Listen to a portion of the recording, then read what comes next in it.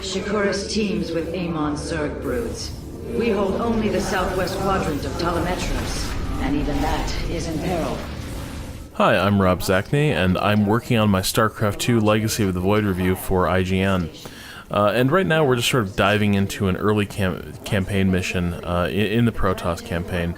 Legacy of the Void represents sort of the final installment for StarCraft 2, and, you know, for the foreseeable future, probably the end of the StarCraft saga. And as you might expect, it is focused on the Protoss race, which are sort of backhandedly called the Space Elves of StarCraft, which is a pretty apt comparison. But what's kind of cool about Legacy of the Void is that this campaign really does make the Protoss sort of stand out now in terms of the way they feel. You know, in the past, while the cutscenes and fiction told you certain things about the Protoss, they all had a neural link, that they were kind of this ancient race, that they had to make up in quality what they lacked in numbers. By and large, it didn't necessarily feel like the Protoss were all that different than the other races. You didn't necessarily feel that this was this ancient race kind of on their last legs. The Legacy of the Void campaign really addresses that, and it's been kind of surprising, because this is a campaign where I've realized that until I played it, I didn't really know the Protoss at all. So when the campaign opens with, you know, kind of a triumphant moment as the Protoss begin to reclaim their lost homeworld, which was taken from them at the end of the original StarCraft game.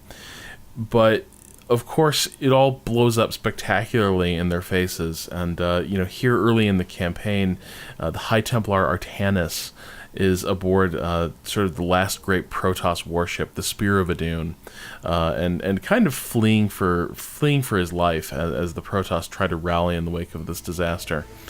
You know, the Spear of Adun is not just sort of, you know, every game has had sort of a center stage for the campaign. So Jim Raynor's Hyperion was sort of where he lived through the Wings of Liberty campaign. That's where a lot of the characters hung out. Kerrigan sort of hung out with her Zerg buddies, and so here Artanis has the Spear of Adun, and you know, in between missions you can go to the Protoss War Council, where you basically choose between different flavors of your classic Protoss units, and by and large you're choosing between sort of the Templar model of unit, which is kind of the more basic stand up and fight type version of the unit, or the sort of the Dark Templar version of the unit, which is a little sneakier, a little more magical, a little more damage, and maybe a little less tanky. But along the way, the Protoss are also sort of trying to confront a really, I have to admit, stereotypically ancient evil. There's this ancient demigod named Amon who has come back in this game, and he's sort of been in the background of all the StarCraft games. He is what they would call the big bad of the StarCraft universe. But now we're finally confronting him, and I will admit he's maybe not the most interesting adversary. It's pretty conventional stuff, but what makes Legacy of the Void succeed is the fact that it does make the Protoss feel like you know, they're really struggling to keep this fight going. So, you know, early in the campaign, they basically had to give up a lot of their psychic connections just to avoid being corrupted by Amon. Some major characters have already bitten the dust, and now they're sort of, they've got one ship and one army left, and with it, you know, it's kind of on them to save the galaxy. And so you dive into these missions, and you know, I have to say the missions in Legacy of the Void, I'm not that far in the campaign, but even at this early stage, they address a lot of the issues I eventually had with the Heart of the Swarm campaign. In Legacy of the Void, the missions are, you know, kind of all about making do with really limited resources. It really ties into that theme of the Protoss being on their last legs. Whereas in Heart of the Swarm, one issue I eventually had with it is that first, Kerrigan herself could be a ridiculous hero unit who kind of unbalanced the mission design, by herself. But also a lot of these missions were all about sort of feeling the power, the unstoppable power of the Zerg Swarm, which was kind of cool, but it also made the missions feel a bit samey. That, in one mission after another, Kerrigan would sort of show up, and kick a whole lot of butt, and then you move on to the next mission. Here, really, you kind of have to think about how you're going to achieve your mission goals with really limited resources and under constant attack. The Legacy of the Void campaign has this feeling of constantly being under siege. You never really have the resources to both go on the attack and complete your mission objectives, but then also secure your main base. And the way the missions are designed, you're constantly having to sort of face these really aggressive counterattacks. In an early mission, every time you achieve one of your objectives, Eamon launches an even worse counterattack at you, and so you have this feeling that like even the world itself has sort of turned against you. Your units are out there on the map, and then suddenly enemies are sort of erupting from the ground, and you're awash in enemy reinforcements and fighting for your life. So it ends up making this campaign a lot more interesting than Heart of the Swarm, and probably the strongest StarCraft campaign we've had since Wings of Liberty, which is kind of your quintessentially like excellent RTS campaign. So hopefully Legacy of the Void can keep up that strength. But obviously, you can't really talk about StarCraft without sort of addressing the multiplayer, and so how is this balance between the three factions changed with Legacy of the Void? And it must be admitted they've made some pretty radical changes, in this outing for StarCraft. So one major change right off the bat is that Legacy of the Void sort of has an accelerated start. So when a multiplayer mission begins, when a multiplayer battle begins, you have a lot more workers, and you sort of skip a lot of sort of the classic opening phases of a StarCraft match and get right to the big choices about what kind of build you're using, what kind of army you're going to employ against the enemy, what timings you're going to be looking for in terms of attacks.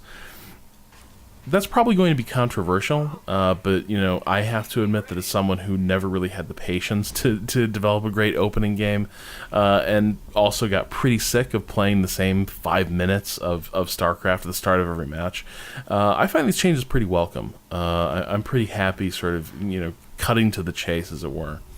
The other issue is that the mineral patches themselves in Legacy of the Void are a little bit less well stocked. So Legacy of the Void, you're constantly sort of trying to stay one step ahead of your rapidly depleting funds, which means that you have to go out on these maps and start claiming bases, because if you sort of sit back and try to turtle up for too long, you'll run out of money fairly quickly.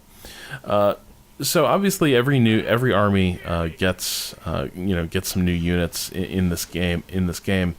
Since I primarily play Terran, that's what I've been focusing on for now, and that's what we're looking at right now. Is I'm just sort of messing around with an easy AI.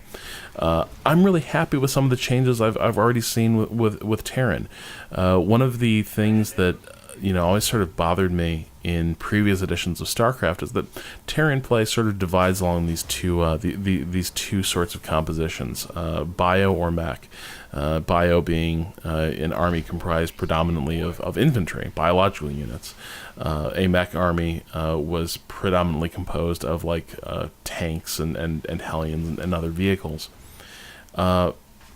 The issue I always had there was that mech armies were really slow, and they weren't a lot of fun. They were efficient. It was a very powerful way to play. If you got good at mech, you could be a real force to be reckoned with. But even when it went well, it was one of those strategies that just wasn't terribly enjoyable. Sort of new school Legacy of the Void Terran, certainly, at first glance, feels like they have a lot more options. Some of the new units, including my favorite probably in this entire game, the Terran Liberator, which is sort of this mobile gunship that has sort of an area effect anti-air attack, but then also can sort of deploy into gunship mode and start firing at ground targets. in a certain area. It ends up making things like having a Terran aerial armada suddenly a lot more viable than ever before. You can do new sorts of harassment. You can, take new sorts of defensive positions, hiding behind these walls of liberator fire, so that nobody can even get at your units. It's a really powerful unit, and it opens up a lot of possibilities. And that's kind of a thread that runs through a lot of the changes I've seen in this game. The other issue is that the Terrans have a lot more options for mech play, including a really cool sort of harassment unit called the Cyclone, which, if you get them in sufficient numbers, can sort of turn Terran mech play into it's still the efficient tanky Terran mech you've always known, but it just happens to unfold a lot faster. It's a lot more energetic and exciting to play and watch. So at first glance, at least, I have to say that I feel like where Heart of the Swarm tended to slow StarCraft down and make it kind of into a game of endurance, Legacy of the Void really picks up the pace in a lot of key ways, and so far, at least, it feels like a lot more dynamic and enjoyable game. But obviously, all of that comes with caveats. I've just really scratched the surface of StarCraft so far. There's co-op missions I haven't had a chance to put too much time into. There's also Archon mode, in which you and a friend sort of share control of a side in a multiplayer match, which is fun, but I'm not certain yet what its staying power is going to be over the long haul. So there's a lot of questions I still have about Legacy of the Void. In terms of the campaign, I'm already pretty confident that I'm happy where this is going. And I think if you're into StarCraft for the campaign and you want to see sort of how this saga ends, nothing I've seen has given me any pause about the quality of the single player. So I would say have at it if you're eager to get at it and not get spoiled. But if you're someone who's really hoping that this is going to reinvent StarCraft multiplayer, or maybe make it a little more accessible to more casual players, the jury's still out, and that's something I'm definitely going to be looking at, over the course of the next week, because certainly I'm in that boat too. This is a game I always sort of admired from afar, and I wanted to get good at, but at the same time, it's a game that could often, discourage you, and it required a really enormous upfront investment and solitary investment to really enjoy. So, over the next week, I'm going to be spending a lot more time on multiplayer and the various cooperative modes, and sort of seeing whether or not Legacy of the Void can sort of restore the magic that, over the course of Heart of the Swarm, seemed to sort of slip out of the StarCraft world. As a StarCraft fan myself, I certainly hope so, but I vividly remember that, in the first week that Heart of the Swarm came out, I was really confident that Blizzard had completely nailed it and had done everything right. And, within a month or two of the game coming out, I had basically stopped playing and never really went back. So hopefully Legacy of the Void can finish on a stronger note. But, time will tell, and I'll be back next week with my final review of StarCraft II Legacy of the Void. For all your StarCraft news, stick here with IGN.